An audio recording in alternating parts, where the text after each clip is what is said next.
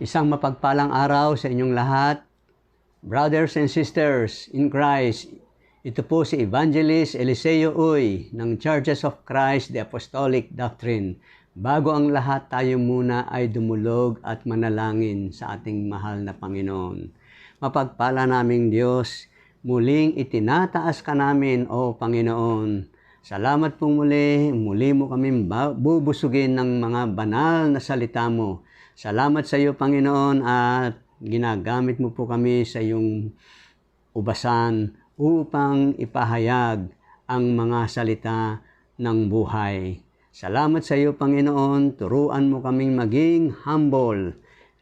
Yes, Lord, kami magpakumbaba at ikaw po ang laging mahayag at makita. At ikaw po ang itinataas namin. Kaya sa mga oras na ito, Panginoon, tanglawan mo po kami ng banal na Espiritu Santo na siyang magtuturo sa amin at siya ang magpapahayag ng buong katotohanan. Maraming salamat po. Muli, Lord God in heaven, basbasan mo at pagpalain mo ang mensaheng ihahayag namin sa araw na ito. Maraming salamat po. Ito po ang aking samo at dalangin sa matamis at banal mo pong pangalan, Panginoon naming Jesus, na aming tagapagligtas. Amen. Ang paksa pong ilalahad ko sa inyo ngayon to the church in Philadelphia.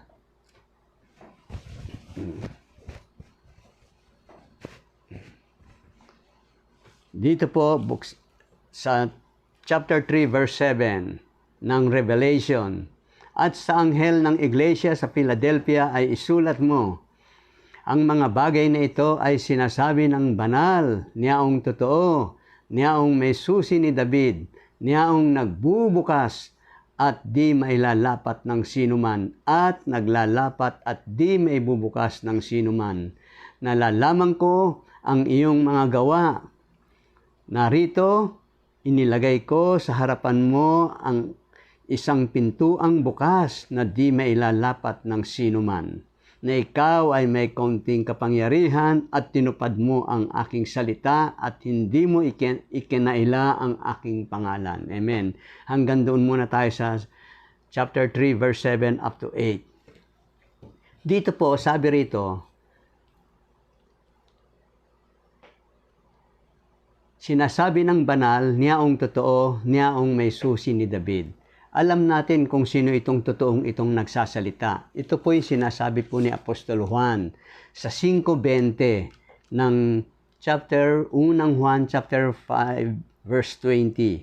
Sabi rito, at nalalaman natin na naparito ang anak ng Diyos at tayo'y binigyan ng pagkaunawa upang ating makilala siya na totoo at tayo'y sa kanya na totoo, sa makatwid ay sa kanyang anak na si Hesus Kristo. Ito ang tunay na Diyos at ang buhay na walang hanggan. Siya pala ang tunay na Diyos at siya rin po ang buhay na walang hanggan. Sa 21, mga anak ko, mag-ingat kayo sa mga Diyos-Diyosan. Amen. Dito maliwanag po rito para malaman natin kahit subuksan po natin sa ating mga aklat. Sa 5:20 po ng 1 John, sa English po ganito, and we know that the Son of God is come and hath given us an understanding that we may know Him that is true, and we are in Him that is true. Even in His Son, Jesus Christ, this is the true God and eternal life.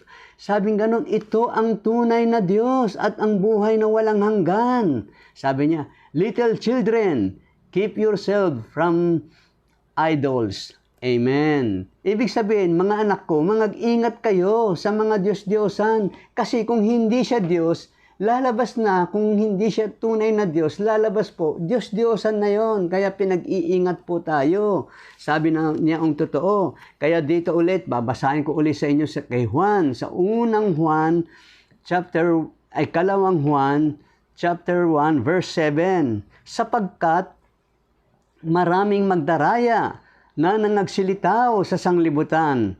Sa makatwid ay ang mga hindi na nagpapahayag na si Hesus Kristo ay napariritong nasa laman. Ito ang magdaraya at ang Antikristo. Amen.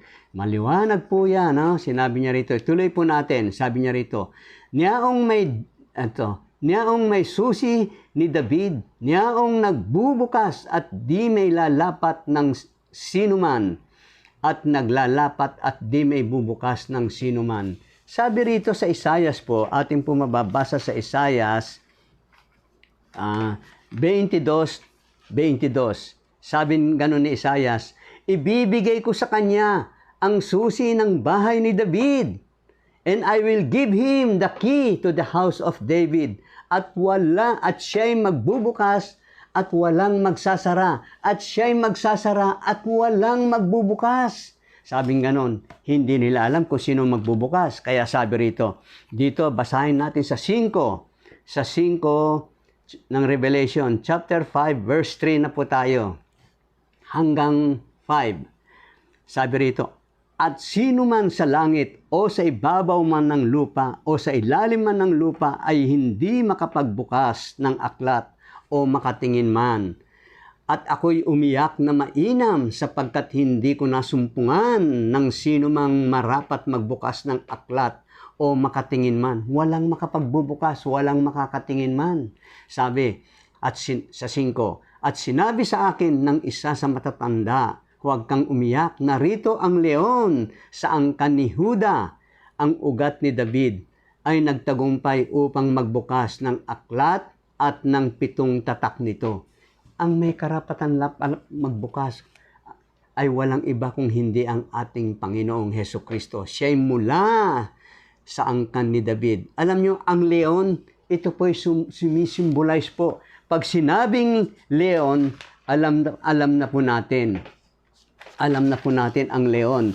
Ang leon po, ang sabi rito, dito po, Jesus Christ is pictured as both a lion, symbolizing His authority and power.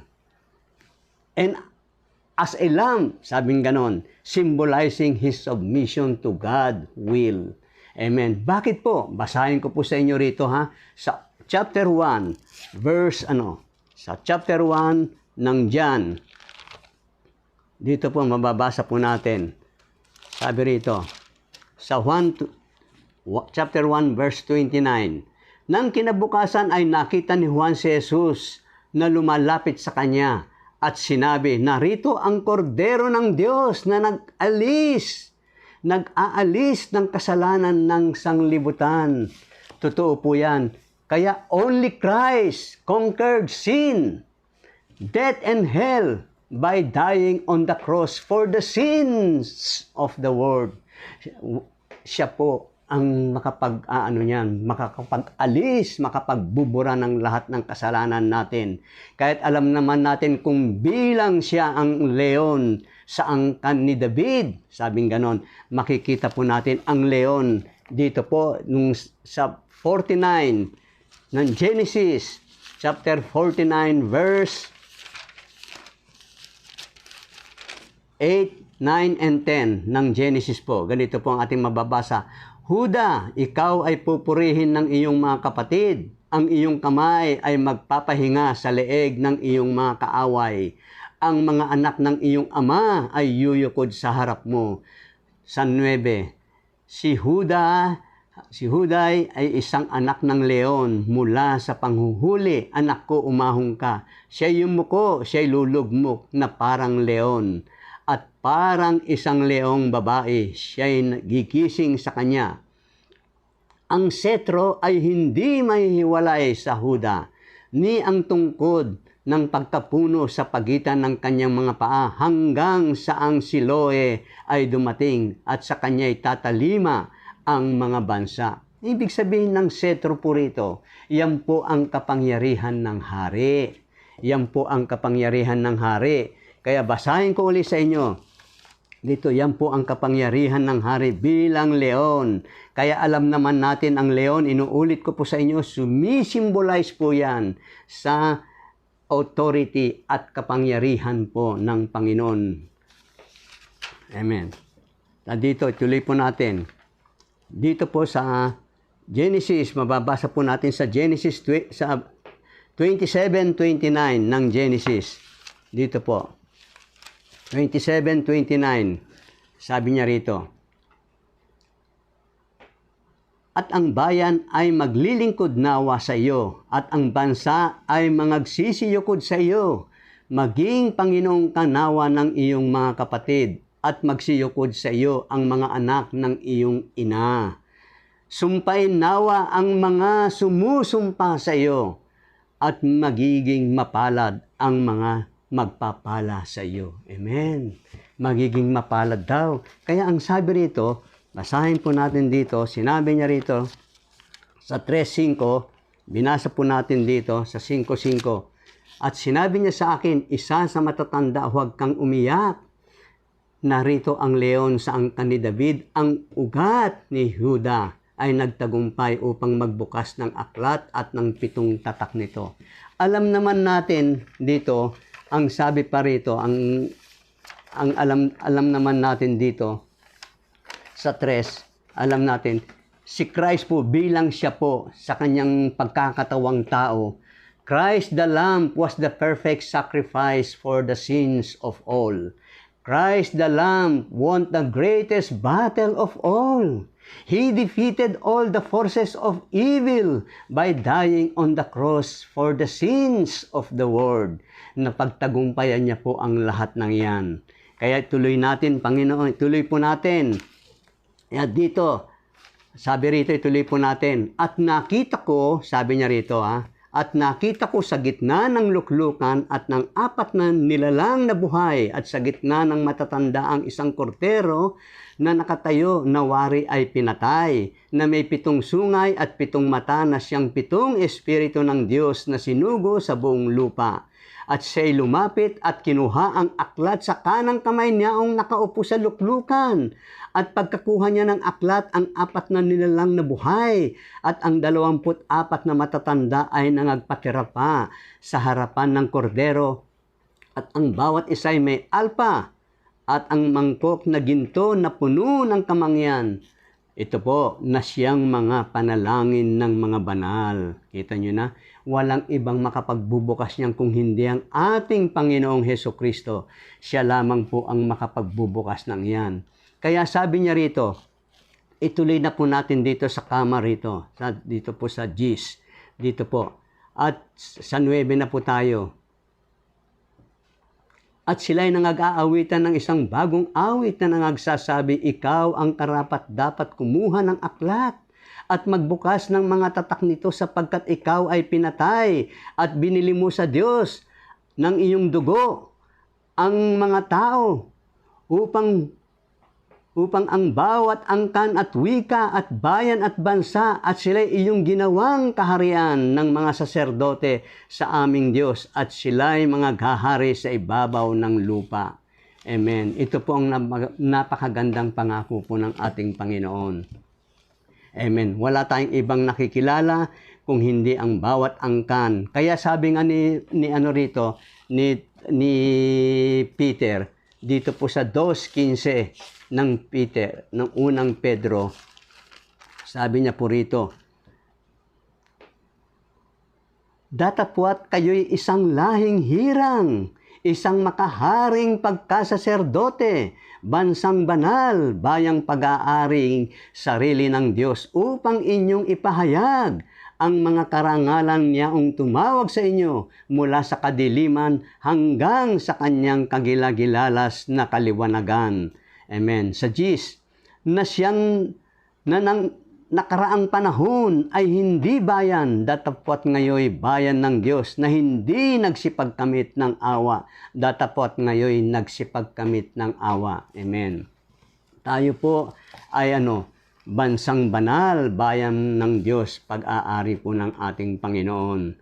Kaya dito, tuloy po natin sa sinabi niya rito sa 3:7. Dito po. Ito. Dito na po tayo, Sa 8, nalalaman ko ang iyong mga gawa na ito. Inilagay ko sa harapan mo ang isang pintuang bukas na di mailalapat ng sinuman. na ikaw ay may kaunting kapangyarihan at tinupad mo ang aking salita at hindi mo ikinaila ang aking pangalan. Alam niyo ito kung ano raw ito, nalalaman ko ang iyong mga gawa. Kaya dito po, basahin po natin sa unang Tesalonica. Dito po sa unang Tesalonica chapter 1 verse 3. Na aming inaalaalang walang patid sa harapan ng ating Diyos at Ama ang inyong gawa sa pananampalataya at pagpapagal at pag-ibig at pagtitiis sa pag-asa sa ating Panginoong Hesukristo. Ano po yung dapat na gawa natin na maganda? May ipakita natin sa Panginoon. Dito po sa Matthew, basahin po natin. Yung gawa raw natin, kita nyo, gawa ng pananampalataya. Dito po sa Matthew 25, basahin ko po sa inyo ito. Dito po sa kanyang talinghaga. Sa 15-14 muna tayo, Sapagkat tulad sa isang tao na nang pararoon sa ibang lupain ay tinawag ang kanyang sariling mga alipin at ipinamahala sa kanila ang kanyang mga pag-aari. Sabing ganon. Sa 15. At ang isa'y binigyan niya ng 1 talento at ang 5 talento at ang isa'y 2 talento at ang isa'y 1. Sa bawat isa'y ayon sa kanya-kanyang kaya at siya'y yumaon sa kanyang paglalakbay. Iksian po natin, ito. Dito na po tayo sa 20. At ang tumanggap ng 5 talento ay lumapit at nagdala ng 5 pang talento na nagsasabi, Panginoon, binigyan mo ako ng 5 talento, narito ako'y nakinabang ng 5 pang talento. At sinabi sa kanya ng kanyang Panginoon, mabuting gawa, mabuti at tapat na alipin, nagtapat ka sa kakaunting bagay, pamamahalayin kita sa maraming bagay, pumasok ka sa kagalakan ng iyong Panginoon. Amen. Sa 22. At lumapit naman ang tumanggap ng 2 talento at sinabi, Panginoon, binigyan mo ako ng 2 talento. Narito, ako'y nakinabang ng 2 pang talento. Ito ang magandang sinabi ng Panginoon. Sinabi sa kanya ng kanyang Panginoon, mabuting gawa, mabuti at tapat na alipin. Nagtapat ka sa kakaunting bagay, pamamahalayin kita sa maraming bagay, pumasok ka sa kagalakan ng iyong Panginoon. Amen. At lumapit naman at tumanggap ng 1 talento at sinabi, Panginoon, nakikilala kita na ikaw ay isang taong mapagmatigas na gumagapas ka doon sa hindi mo hinasikan at nag-aani ka doon sa hindi mo sinabugan. Sa 25, at ako'y natakot at ako'y yumaon at aking itinago sa lupa ang talento mo at narito nasa sa iyong sarili. Natapos sumagot ang kanyang Panginoon at sinabi sa kanya, ikaw na aliping masama at tamad, nalalaman mong ako'y gumagapas sa hindi mo hinasikan, nag-aani sa hindi ko sinabugan. Gayon may ibinigay mo sana ang aking salapi at nagsisipangalakal ng salapi at ng aking pagdating ay tinanggap ko sana ang saganang akin pati ng pakinabang. Alisin nga ninyo sa kanya ang talento, ibigay ninyo sa may 10 talento, sapagkat ang bawat mayroon ay bibigyan at siya'y magkakaroon ng sagana. Ngunit ang wala, pati ang nasa kanya, ay aalisin sa kanya. Sa 30, at ang aliping walang kabuluhan ay inyong itapon sa kadiliman sa labas. Diyan na nga ang pagtangis at ang pagnangalit ng mga ngipin. Alam nyo, tayo pala ay gumagawa sa ubasan ng Panginoon. Dito ipinakikita sa atin ng Panginoon kung tapat ka, ano ang sabi niya. Sinabi sa kanya ng Panginoon, mabuting gawa, mabuti at tapat na alipin. Nagtapat ka sa kakaunting bagay, pamamahalayin kita sa maraming bagay, pumasok ka sa kagalakan ng iyong Panginoon. Pero yung isang talento, itinago niya. Anong sabi niya rito? Datapot sumagot sa kanyang Panginoon at sinabi sa kanya, ikaw nang naaliping masama at tamad, nalalaman mong ako'y gumagapas at hindi ko hinasikan at nag-aani doon sa hindi ko sinabugan. Kita nyo na, nagalit ang Panginoon, yung binigay niyang talinghaga. Sabi niya, sinasabi mo, sabi mo, gayon pala, ibinigay mo sana sa akin ang salapi at nagsisipangalakal ng salapi at ng aking pagdating ay tinanggap ko sana ang ganang akin pati ng pakinabang. Sabi nga ng Panginoon. Kaya alam ninyo, sa totoo po niyan, sabi nga rito, dito, babasahin ko po sa inyo. Dito. Sabi niya rito sa Matthew, sa 7:19 at 7:20. Bawat punong kahoy na hindi nagbubunga ng mabuti ay pinuputol at inihahagis sa apoy. Kaya't sa kanilang bunga ay makikilala ninyo sila. Kaya sabi nga rito, yung kung tayo'y gumagawa, kailangan ipakita natin. Kaya itong binasa ko po sa inyo, napakaganda po ito sa Thessalonica. Kailangan pala kung tayo gumagawa sa ubasan, sige lang, patuloy tayong gumawa, maglingkod sa Panginoon. Sabi niya rito, sa gawa, sa pananampalataya at pagpapagal, sa pag-ibig, sa pagtitiis, sa pag-asa, sa ating Panginoong Hesukristo. Kaya ito, pag-ibig na rin yung gawa ng pananampalataya. Nandyan yung nandyan yung pag-ibig, yung pagpapagal sa pag-ibig, nandyan yung pagtitiis sa pag-asa sa ating Panginoong Hesukristo. Kaya inulit na naman niya rito sa 5, sa 5:8. Datapot palibhasa ay mga anak tayo ng araw, mga pigil tayo na isuot ang baluti ng pananampalataya at ng pag-ibig. At ang maging turbante ay ang pag-asa ng kaligtasan. Yung pong turbante, yan po ang helmet natin ng kaligtasan. Nakasuot po sa ating yan. Hindi po kailangan mawawala. Kaya ito'y madalas ko pong mabanggitin sa inyo. Madalas ko pong uulit-ulitin na sinabi nga ng ating Panginoon sa 6:10 ng Hebreo. Sabi niya rito sa 6:10 ng Hebreo, sapagkat ang Diyos ay hindi liko upang limutin ang inyong gawa at ang pag-ibig na inyong ipinakita sa kanyang pangalan sa inyong paglilingkod sa mga banal hanggang ngayon nagsisipaglingkod kayo. Ibig sabihin, itong gawain natin ito na naglilingkod tayo, nagpatumutulong tayo, nagpapakain tayo ng salita ng Diyos. Ganyan ang mga pastor, ganyan ang mga ebanghelista, ganyan ang mga teacher. Sila ang nagbabantay, sila ang nagpapakain, sila ang sumusubaybay, nangangalaga, tumutulong sa gawain sa iglesia, sa kanyang ubasan.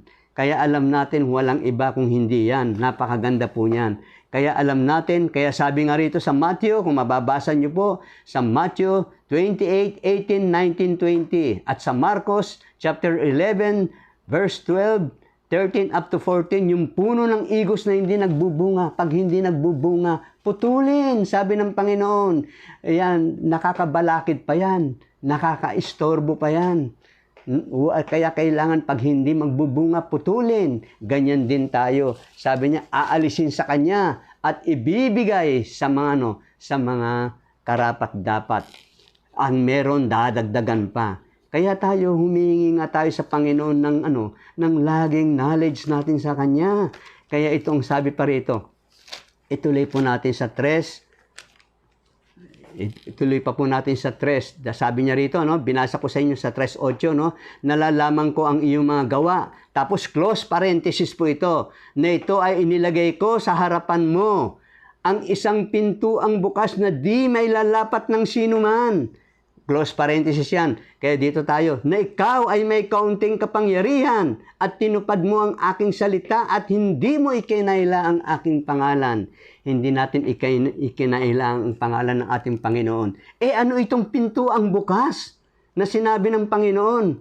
Narito, Inilagay ko sa harapan mo ang isang pintuang bukas na di may lalapat ng sinuman. Pintuan po yung sinasabi rito. Dito po ang sabi ng Panginoon sa Gis 1, katotohanan ng Juan, katotohanan sinasabi ko sa inyo, ang pumapasok sa hindi pintuan ng kulungan ng mga tupa, kundi umaakyat sa ibang daan, ang gayon ay tulisan at magnanakaw. Sabi niya, nagbigay po siya ng talinghaga. Ngayon, ipinaliwanag niya, excuse me po, sa 10:7 ng Juan, muli ngang sinabi sa kanila ni Jesus, katotohanan, katotohanan sinasabi ko sa inyo, ako ang pintuan ng mga tupa. Ang lahat ng nangauna sa aking nagsipa rito ay mga magnanakaw at mga tulisan. Datapot hindi sila dininig ng mga tupa. Ako ang pintuan, ang sino mang taong pumasok sa akin ay siya'y maliligtas at papasok at lalabas at makakasumpong ng pastulan. Biro mo kung tayo'y manampalataya sa Panginoon, ang pagpasok po natin sa Kanya sa pamamagitan po ng ating pananampalataya. Yung mga nauna sa Kanya ay magnanakaw at tulisan. Sabi ng Panginoon, hindi dumaan sa Kanya. Kailangan dumaan po tayo sa ating Panginoon. Kaya sabi niya rito, sabi niya rito, upang sila'y magkaroon ng buhay at magkaroon ng kasaganaan nito. Sabi niya rito, at siya'y maliligtas at papasok at lalabas at makakasumpong ng pastulan. Ano po yung pastulan? Yung green pasture na sinasabi rito po. Basahin ko po sa inyo ito. Ito. Ang pasture po, yan po ang grassy land where cattle and sheep graze. Ibig sabihin po niyan, yung madamong berdeng madamo na napakaganda, yan po, nandun po nangangainan yung mga baka at yung mga tupa. Sabing ganun. Kaya sabi ni Haring David dito sa 23 verse 2, ako'y pinahihimlay sa mainam na pastulan at inaakay niya ako sa tahimik na batisan. Ano po yung tahimik na batisan? Napakaganda. Tahimik po ron. Yung batisan, meron pong ilog-ilugan po yon. Doon po umiinom yung mga tupa. Doon po umiinom yung mga baka. Doon po. Kaya ang sabi nga ni Haring David dito, bago siya magtapos dito sa chapter 23 ng awit 1 up to 6, dito po tayo sa kaduluduluhan. Tunay sa 6, tunay na ang kabutihan at kaawaan ay susunod sa akin sa lahat ng mga kaarawan ng aking buhay. At ako'y tatahan sa bahay ng Panginoon magpakailanman. Nakita nyo na, napakaganda ang sinabi niya. Siya po ang pintuan. Paano po tayo makakapasok sa pintuan? Para malaman natin ang talagang pintuan sa atin. Kaya sabi nga rito sa Ephesians, mababasa po natin sa Ephesians chapter 5. Chapter 3, verse 12. Nasa Kanya'y meron tayong lakas ng loob at pagpasok na may pag-asa sa pamamagitan ng ating pananampalataya sa Kanya. Amen. Siya ang pintuan. 30 minutes. Siya ang pintuan na dapat po natin pasukan. Huwag po tayong makikinig sa iba. Sasabihin nila, dito kayo dumaan sa dating daan. Dito kayo dumaan sa mabuting daan. Tama, sa Panginoong Hesukristo, sa mabuting daan tayo pumasok. Sapagkat yan ang sinabi niya. Kaya tayong mga nagpapagal, sabi niya nga rito, sinabi niya nga rito ng Panginoon, alam nyo, sabi niya siya ang pintuan sa Thessalonica. Kaya dito mababasa po natin dito sa bilang 24.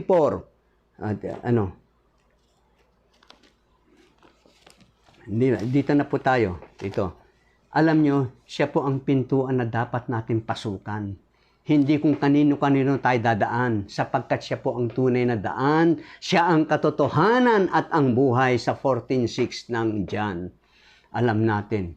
Kaya siya, alam nyo, maraming nagsasabi sa kanya, hindi nila kilala ang Panginoon. Kaya nagsabi nga rito ang Panginoon, sabi niya, hindi mo ikinaila ang aking, sabi nga rito, hindi mo, sabi niya rito, at tinupad mo ang aking salita at hindi mo ikinaila ang aking pangalan.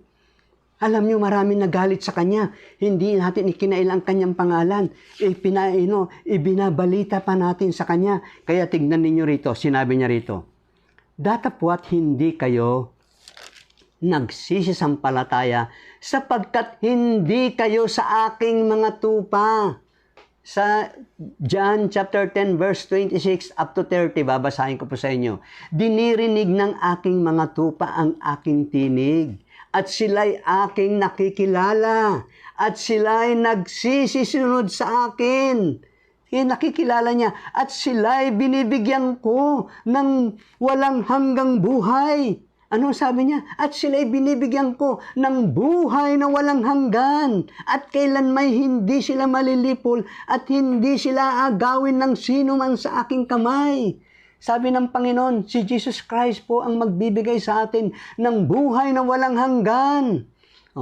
Ang aking Ama nasa kanila ay nagbigay sa akin ay lalong dakila kaysa sa lahat, at hindi sila maaagaw nino man sa kamay ng Ama. Ako at ang Ama ay iisa. Alam nyo nangyari? Nagalit po yung mga tao. Alam nyo sa 31, nagsidampot uli ng mga bato ang mga Hudyo upang siya'y batuhin. Sa 32, sinagot sila ni Jesus, maraming mabubuting gawa na mula sa Ama ang ipinakita ko sa inyo. Alin sa mga gawang yaon ang ibinabato ninyo sa akin? Sabi niya, sumagot si Jesus, sumagot ng mga Hudyo. Sinagot siya ng mga Hudyo, hindi dahil sa mabuting gawa ay binabato ka namin, kundi sa pamumusong. Sabi sa kanya, kundi sa pamumusong, sapagkat ikaw, bagaman ikaw ay tao, ay nagpapakunwari kang Diyos. Pwede pang magpakunwaring Diyos yung Panginoong Jesucristo? No. Bagaman ikaw ay tao, kaya ka namin binabato. Bagaman ikaw ay tao, sabi sa kanya, ay nagpapakunwari kang Diyos, kaya binabato ka namin. Mali sila. Kaya sabi nga ng Panginoon dito, iano ko sa inyo, kaya dito siya po yung mabuting pintuan. Siya po yung pintuang bukas na dapat po natin pasukan para tayo maligtas sa iglesia po ng ating Panginoon. Exclusively, yan po ang sinasabi niya rito. Kaya tingnan ninyo rito. Dito sinasabi niya rito, nagsalita ang Panginoon. Sabi niya rito yung mga tumatawag tayo ng puro Ama, Ama, o Diyos, Diyos, hindi natin nakikilala. Ito ang sabi niya rito. Sa 8:54, sumagot si Jesus, kung niluluwalhati ko ang aking sarili, ang kaluwalhatian ko ay walang anuman. Ang aking Amay, siyang lumuluwalhati sa akin. Ito na, pakinggan niyo ito. Natungkol sa kanya'y sinasabi ninyo na siya'y inyong Diyos. Sinasabi ninyo na siya'y inyong Diyos. Sa 55, at hindi ninyo siya napagkilala, ngunit nakikilala ko siya, sabi ng Panginoon. At kung aking sasabihin na hindi ko siya nakikilala, ay ako'y matutulad sa inyo na sinungaling. Sabi niya, na sinungaling. Datapwat nakikilala ko siya at tinutupad ko ang kanyang salita. Kita niyo, tinutupad niya. Kaya tayo mga tao, pag sinasabi natin Diyos o Ama, hindi natin siya nakikilala, sinungaling tayo. Dapat makikilala natin kung sino siya. Walang iba kundi ang ating mahal na Panginoong Hesukristo. Sabi niya rito sa 56, 57, 58, nagalak ang inyong amang si Abraham na makita ang aking araw, at nakita niya at natuwa. Kita niyo na, nakita ni Abraham ang Panginoong Hesukristo. Sabi niya, at sinabi sa kanya ng mga Hudyo, wala ka pang 50 taon, nakita mo si Abraham. Sinabi sa kanya ni Jesus, katotohanan sinasabi ko sa inyo, bago ipinanganak si Abraham ay ako nga. Kita nyo na, bago pa si Abraham, nandun na siya. Yan po ay mga salita ng buhay yan, ng ating Panginoong Hesukristo. Kaya alam nyo, nakapokus po ang ating pananampalataya. Kanino natin ipopokus? Yung mga gawa ng ating pananampalataya. Hindi ba binasa ko na po sa inyo rito sa Thessalonica? Ito, ulitin ko para may pako sa isip natin. Anong sabi niya rito sa 1:3? Na aming inaala-alang walang patid sa harapan ng ating Diyos at Ama ang inyong gawa sa pananampalataya, sa pagpapagal, sa pag-ibig, sa pagtitiis, sa pag-asa sa ating Panginoong Heso Kristo. Amen. Faith, love, and hope. Yan, tatlo na yan. Nandyan lahat yan. Alam natin. Kaya ito, tuloy po natin. Alam natin, dito na po tayo. Narito, ibinibigay ko. Sa 9 na tayo. Hindi natin ikinakaila ang ating Panginoon. Kaya sabi niya rito, alam niyo, masakit po ito. Sabi niya, pag hindi natin itinatanyag ang pangalan ng Panginoong Heso Kristo, parang ikinakaila natin. Ikinakahiya natin. Kaya sabi niya dito, sa huli pa, babasahin ko rito sa 12:8. Dito, sa 12:8 ng Lucas. Uulitin ko ulit sa inyo. At sinasabi ko sa inyo, ang bawat kumikilala sa akin sa harap ng mga tao ay kikilalanin naman siya ng anak ng tao sa harap ng mga anghel ng Diyos. Amen. Datapwat, ang magkaila sa akin sa harap ng mga tao ay ikakaila sa harap at ikakaila ko. Ikakaila sa harap ng mga anghel ng Diyos. Ikakaila ka rin ng Panginoon. Kung ikinahihiya mo siya, ikinakahiya ka niya. Kaya alam mo, kawawa eh. Kawawa ang mga ginagawa natin, kawawa ang Panginoon eh. Kung tutuusin mo eh. Hindi natin siya ipinuturo, hindi natin siya ipinakikilala na siya ang tunay na Diyos at ang buhay na walang hanggan. Siya pala ang magbibigay. Nung binasa ko sa inyo sa 11:29, siya sa 28, sa 1, at sila'y binibigyan ko ng walang hanggang buhay. Yung buhay na walang hanggan. At hindi sila maaagaw ninuman sa aking mga kamay. Sabi niya, ituloy po natin sa 9 na po tayo. Sapagkat ito, narito, ibinibigay ko sa sinagoga ni Satanas ang mga nagsasabing sila'y mga Hudyo at sila'y hindi, kundi nangagbubulaan. Narito, sila'y aking papaparianin at pasasambahin sa harap ng iyong mga paa at nang maalamang ikaw ay aking inibig. Amen. Ikaw ay aking inibig. Alam niyo, meron po ang sinagoga ni Satanas, meron po siyang luklukan, meron trono si Satanas, meron po siyang sambahan, sinagoga. Ni Satanas meron po. Kumpleto po siya kung ano meron sa Panginoon. Ginagaya niya. Ginagaya niya ang Panginoon. Kaya ang sabi nga rito, dito ang sabi rito, basahin pa natin sa 9. Nalalaman ko sa 2:9 ang iyong kapighatian at ang iyong kadukhaan. Datapwat ikaw ay mayaman at ang pamumusong ng mga nagsasabing sila'y mga Hudyo at hindi sila gayon kundi isang sinagoga ni Satanas. Alam niyo, sinagoga, isang kampon ni Satanas. Yung mga taong yan. Yung naniniwala na puro tao. Ang pagkatao niya, limited lamang po yan. Natapos na po. Madalas ko pong sabihin yan, natapos na yan. Kaya yan po yung mga dumarating na nagsasabi na siya'y likas na tao. Hindi po siya likas na tao. Marami pong naniniwala na totoong tao at totoong Diyos. Maling paniniwala yung totoong tao. Ang totoong tao, pag namatay, nawala na sa mundo, hindi na babalik pa. Wala na, hindi na mabubuhay pa. Kaya sabi nga rito ni Juan, inulit ko na naman sa inyo rito. Sabi niya rito, dito ang sabi niya rito, sapagkat maraming magdaraya na nagsilitaw sa sanglibutan, sa makatwid ay ang mga hindi nangagpapahayag na si Heso Kristo ay napariritong nasa laman. Ito ang magdaraya at ang Antikristo, Antichrist. Matagal na palang Antichrist noong pa panahon nila Juan, ni Apostol Juan, sinasabi na nila yung Antichrist na yan, na hindi dapat Pero yung tunay natin Panginoon, walang iba, tunay nating Diyos, nagkatawang tao. Dito po, maganda mamaya yan, may papahayag ko po sa inyo ito bandang huli. Kaya ito, may papahayag natin. Ito, mga nagsasabing sila yung mga Hudyo. Kasi ang paniniwala ng mga Hudyo, tao. Si Jesus Christ, hindi nila nakikilala na siya yung nagkatawang tao. Kaya ka namin binabato dahil ikaw ay tao, nagpapakunwari kang Diyos. Biruin mo, sasabihin lang ganon. Oh. Kaya sabi nga ng Panginoon, aking sinabi, kayo rin ay mga Diyos. Yaong mga dinatnan ng salita ng Diyos. Yaong mga dinatnan ng salita ng Diyos. Alam natin, di ba? Kaya tuloy po natin dito. Tuloy po tayo sa 3. Ayan po sinawa. Kaya sabi niya rito, alam nyo? Sabi rito sa 9, aking pareryanin at pasasambahin sa harap ng iyong mga paa at nang maalamang ikaw ay aking inibig. Dito po sa Isaiah chapter 60 verse 14. Mababasa po natin dito sa 14. Sabi niya rito, to. At ang mga anak nila ay dumalamhati sa iyo, ay nagsiparoong yuyuko sa iyo, at silang lahat ay nagsisihamak sa iyo, ay magpapatira pa sa mga talampakan ng iyong mga paa, at tatawanin ka nila. At ang bayan ng Panginoon, ang Siyon, ang banal ng Israel. Tapos mababasa pa po natin dito. Nandito po sa Isaiah sa 49:23.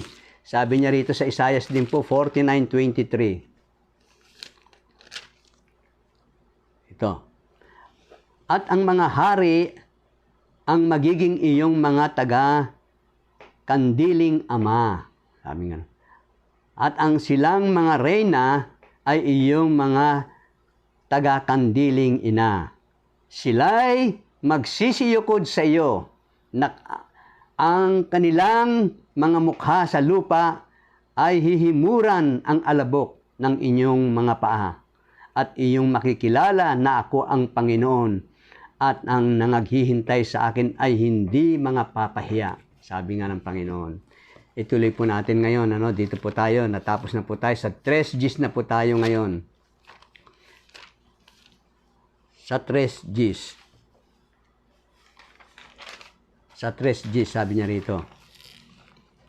Sapagkat tinupad mo ang salita ng aking pagtitiis, ikaw naman ay aking iingatan sa panahon ng pagsubok na darating sa buong sanglibutan upang subukin ang mga nananahan sa ibabaw ng lupa.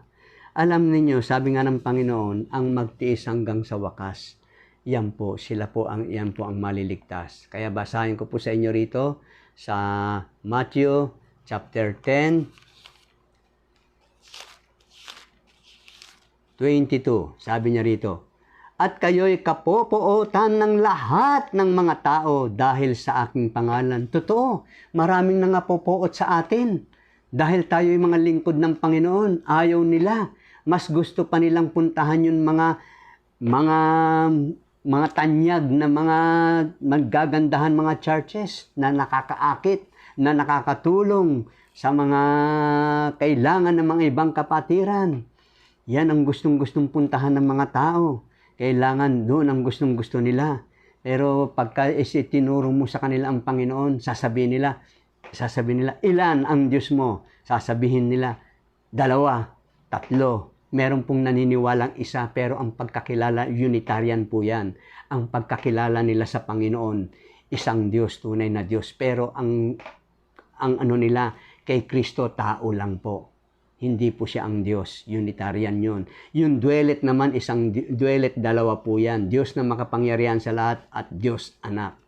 Yung 3 naman, Trinitarian, Diyos Ama, Diyos Anak, Diyos Espiritu Santo. 3 Diyos po yan. 3 persona. Yan ang parang pinalalabas nila. Sasabihin nila, isang persona lang yan, pero lumalabas 3 po. Iba naman 4, yung iba naman maraming Diyos. Iba naman nagsasabi na si Jesus Christ daw, hindi siya ang tunay na Diyos, kundi ang Ama ang tunay na Diyos. Ito, basahin pa natin to. Kaya ito, basahin ko po sa inyo. Alam nyo, sinabi niya rito sa Juan, maliwanag po ito. Sinabi niya rito sa Juan, ito. Dito. Basahin ko muna sa inyo sa 5:22-23.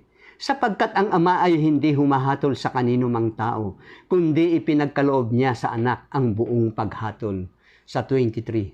Upang papurihan ng lahat ang Anak na gaya rin ng kanilang pagpupuri sa Ama. Ang hindi nagpapapuri sa Anak ay hindi nagpapapuri sa Ama na sa Kanya'y nagsugo. Kung hindi mo pinupuri ang Anak, hindi mo pinupuri ang Ama. walang halaga yan. Walang kwenta yung paglilingkod mo sa Panginoon. Kaya dito na tayo. Ituloy natin. At kayo'y kapupuotan ng lahat ng mga tao dahil sa aking pangalan. Datapwat ang magtitiis hanggang sa wakas ay siyang maliligtas. Amen. Dapat pala magtiis tayo, yung faith natin, yung pananampalataya natin, panghawakan natin mabuti. Sabing ganun, panghawakan natin mabuti ang faith natin. Ito nga, sinabi nga natin Panginoon, siya po ang maalalay sa atin. Siya po ang nag-iingat sa atin. Kaya sabi ng Panginoon dito sa 16:33, ang mga bagay na ito ay sinalita ko sa inyo upang kayo'y magkaroon sa akin ng kapayapaan. Amen. Sa sanglibutan ay mayroong kayong kabighatian. Ngunit laksan ninyo ang inyong loob.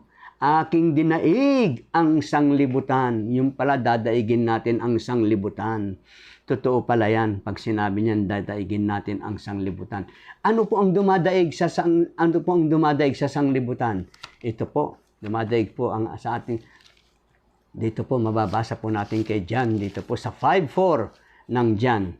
Sapagkat ang sino mang ipinanganak ng Diyos ay dumadaig sa sanglibutan, at ito ang pagtatagumpay na dumadaig sa sanglibutan. Sa makatuwid ay ang ating pananampalataya. Yan po pala ang dumadaig sa sanglibutan, yung ating pananampalataya. Kaya mababasa po natin sa 5:4, napakaganda po sa English niyan. Kaya sabi niya, For whatsoever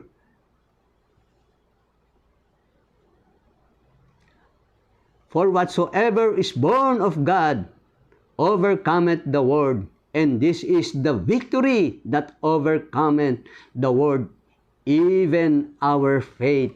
Sa makatwid bagay ang ating pananampalataya. Iyan po ang dumadaig sa atin, dumadaig sa sanglibutan, sa ating pananampalataya po yan. Kaya sabi nga rito ng Panginoon, ang magtiis, sabi niya ganon, may pagtitiis ka. Sabing ganon, pag subok dumarating sa ibabaw,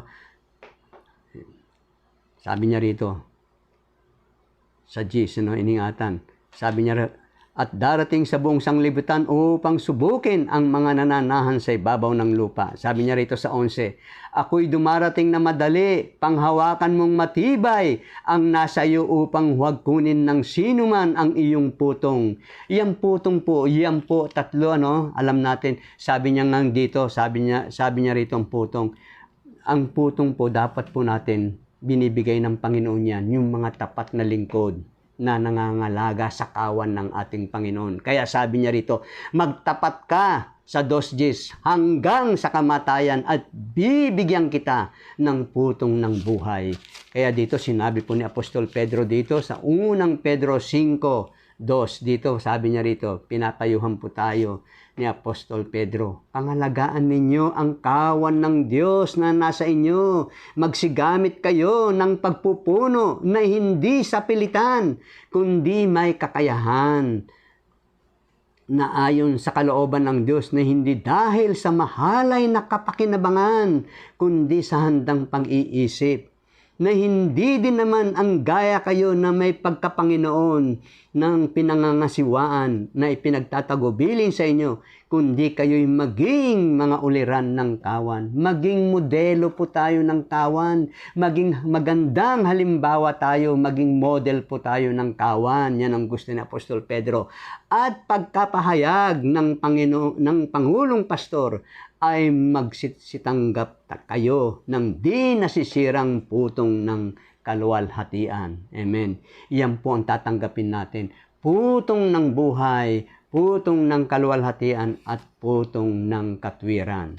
Yan po ang tatanggapin natin. Ngayon, matatapos na po tayo. Lapit na. Ito na po. Sa 3, sabi rito, sa 3:7, sa 3 Gs, sa 11, sa 12 na po tayo, 3:12. Ang magtagumpay ay gagawin kong haligi sa templo ng aking Diyos, at hindi siya lalabas pa doon, at isusulat ko sa kanya ang pangalan ng aking Ama, pangalan ng aking Diyos, at ang pangalan ng bayan ng aking Diyos, ang bagong Jerusalem na nananaog buhat sa langit mula sa aking Diyos at ang aking sariling bagong pangalan. Ano ba ang pangalan ng Diyos? Alam ba ninyo? Ito, maliwanag na maliwanag po rito. Ito ang sabi niya rito, ang pangalan po ng Diyos. Dito po sa Juan 12:34, sa 12:34 ng John. Sinagot nga siya ng karamihan, aming narinig sa kautusan na ang Kristo ay lumalagi magpakailanman. At paanong sinasabi mo na kinakailangan na ang anak ng tao ay mataas? Sino ang anak ng taong ito? Yung Kristo na parito pala siya.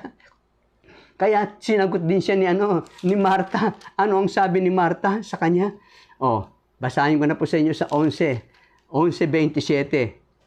Anong sabi sa kanya ng Marta? Sinabi nga sa kanya, O Panginoon, sumasampalataya ako na ikaw ang Kristo, ang anak ng Diyos. Sa makatwid bagay, ang naparirito sa sanglibutan. Hindi siya taga rito, naparirito sa sanglibutan. Ito pa, ibibigay ko pa sa inyo isa. Sa 5:43 ng John, sabi pa rito, isa-isahin po natin, magtatapos na po tayo. Sa 5:43, naparito ako, sabi ng Panginoong Hesukristo, naparito ako sa pangalan ng aking Ama. Pangalan pala ng Ama, ang dala niya, Kristo. At ayaw ninyo akong tanggapin. Kung iba ang pumarito sa kanyang sariling pangalan, ay siya ninyong tatanggapin. Amen. Nakita nyo na. Ito pa, itong kahuli-hulihan talatang babasahin ko po sa inyo. Isa sa mga kahuli-hulihan. Dito po, ang sabi sa 1:11. Siya'y naparito sa sariling kanya at siya'y hindi tinanggap ng mga sariling kanya. Naparito siya sa sariling kanya. Naparito. Hindi siya likas na tao, kung hindi nagkatawang tao. Naparito siya sa sariling kanya at siya'y hindi tinanggap ng sariling kanya. Nakita nyo na? Kaya ito po ang sabi nga ng Panginoon, itong huli kong babasahin sa inyo, na madalas ko pong banggitin sa inyo. Alam nyo, sino pong nagmay-ari ng anghel? Di ba si Jesus Christ? Sabi niya rito, sa 22:16, sabi niya rito, akong si Jesus ay nagsugo ng aking anghel upang sa inyo'y magpatotoo ng mga bagay na ito sa mga iglesia. Ako ang ugat at ang supling ni David, ang maningning na tala sa umaga. Maraming salamat po at tayo po yumukod at manalangin. Dakila at mapagpala naming Diyos, maraming salamat po Lord at muli mo kaming binusog ng iyong mga salita ng buhay na pawang katotohanan, pawang kabanalan. Pinupuri ka namin, O Lord Jesus Christ in heaven, sapagkat iyo ang kaharian, ang kapangyarihan, ang kalwalhatian, at nauukol sa iyo ang buong katotohanan, ang buong kabanalan, ang buong kaningningan, at ang buong kalwalhatian. Maraming salamat po sa iyo, Lord.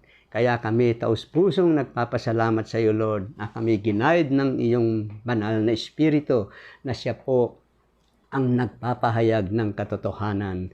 Maraming salamat po, Lord. Muli mo pong basbasan at pagpalain ang lahat ng ito. Maraming pong salamat sa pangalan mo, Panginoon naming Jesus, na aming tagapagligtas. Amen. Maraming salamat.